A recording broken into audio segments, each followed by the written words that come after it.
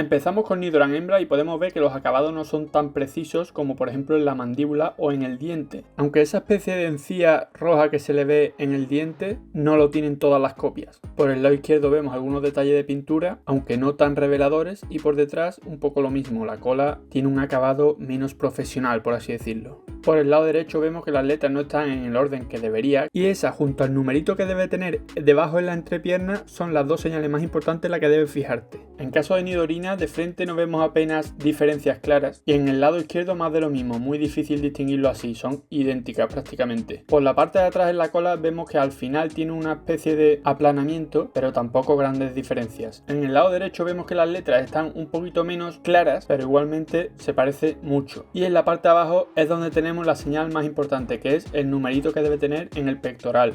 Nidoqueen, vemos que de frente es prácticamente lo mismo, y cuando lo miramos por el lado derecho ya podemos ver algunas señales como en la pierna, un acabado como más cutre, y la pintura de la mandíbula con una especie de difuminado raro. En las suelas, paradójicamente, debe tener peor acabado el original.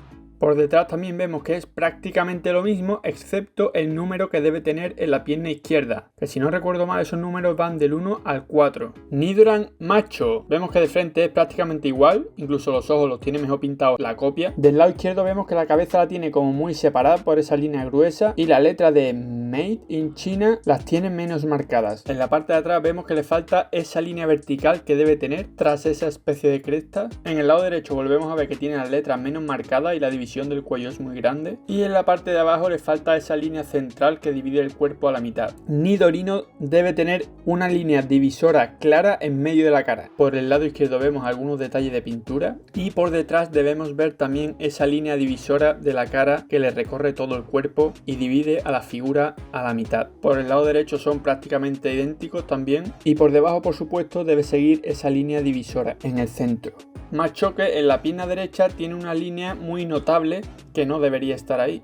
En la cabeza podemos ver que la pintura no está muy bien puesta en la parte de las crestas ni en los ojos. Por el lado izquierdo no vemos prácticamente diferencias. Por el derecho más de lo mismo, igual vemos que cambia muy poco el tono del color. Por debajo dime tú cuál es la diferencia, porque yo no la veo. Y por detrás la zona más reveladora, donde vemos si tiene las letras bien marcadas o no. Haunter, vemos que tiene un ligero tono de color diferente. En la mano derecha podemos ver que tiene un acabado menos limpio, con una línea en relieve. En el lado izquierdo también vemos que los acabados dejan un poco que desear. Por debajo vemos que las bases no son iguales, pero sí muy parecidas. Y por detrás tenemos el detalle más revelador, como en el caso de Machoke, que es la impresión de los caracteres. Qué tan bien marcados están. Rhyorn, esta también debe tener una línea divisora clara en medio de la cara que divide a la figura en dos, a la mitad. Vemos que también varía el color y las letras no están tan bien marcadas como en el original. Podemos ver pequeños detalles de pintura en uñas, boca y ojos. Y por detrás, por supuesto, también debe tener la línea divisora que continúa por todo el cuerpo, además de un blanco difuminado. Y como no, sorpresa, esa línea también debe verse por debajo. Gastly, esta no es la copia más parecida que he visto, ya que le faltan los ojos, pero si nos vemos algunas más, nos podemos dar cuenta que los dientes no están bien pintados y los ojos tampoco suelen estarlo. Por el lado izquierdo vemos el detalle de los dientes una vez más y una línea que divide la cabeza en dos que se nota mucho y está como en relieve, cosa muy típica en las figuras falsas de Gastly. El humo morado es de distinto color, pero eso puede ser por el sol, en caso de que sea original, pero tampoco me extrañaría que la copia lo hubieran hecho desde un principio con ese tono anaranjado. El humo morado debe ser transparente, no opaco, y en esta otra copia vemos otra vez el detalle de los dientes, la línea divisora en relieve, y además lo que es la cabeza negra no está tan bien puesta o tan bien pegada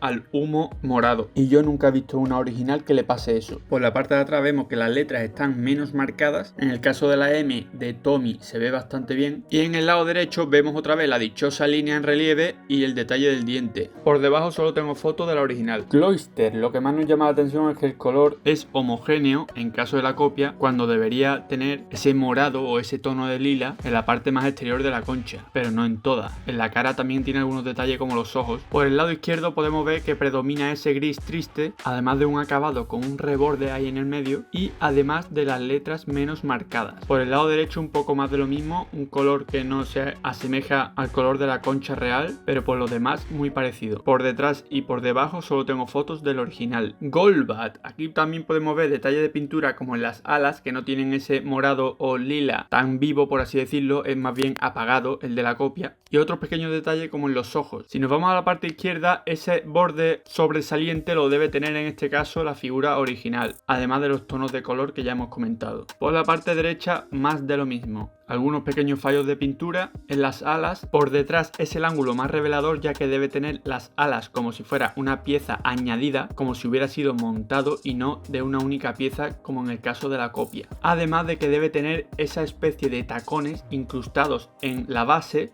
que también son una buena señal para fijarte si es la original o la copia. Voltorb, podemos ver una ligera variación en el tono del color y otros detalles de pintura como los ojos, pero nada muy revelador por ahora. Si lo ves en su blister, fíjate que este lleva el nombre de All Day o Tommy en alguna parte del frontal, porque si no es una copia hecha a mano, como es el caso de la foto esta sacada de Etsy, y los propios anunciantes dicen que está hecha a mano. La figura debe ser totalmente redonda, no ovalada. Por debajo podemos ver que el acabado de las letras es diferente, pero en general son muy parecidos. Electrode, podemos ver que el acabado de las cejas no es tan limpio y preciso, al igual que varía el tono del color. Y como en el caso de su preevolución, aunque la veas en blister, fíjate si tiene la palabra Tommy, Takara Tomy o All Day en el frontal del blister. También debe ser completamente redonda y no ovalada. Por la parte de abajo, lo que es el Pokémon, la cabeza, debe estar pegada a la base de una manera limpia, con forma circular, como puedes ver en la imagen derecha, con una foto añadida en su blister también,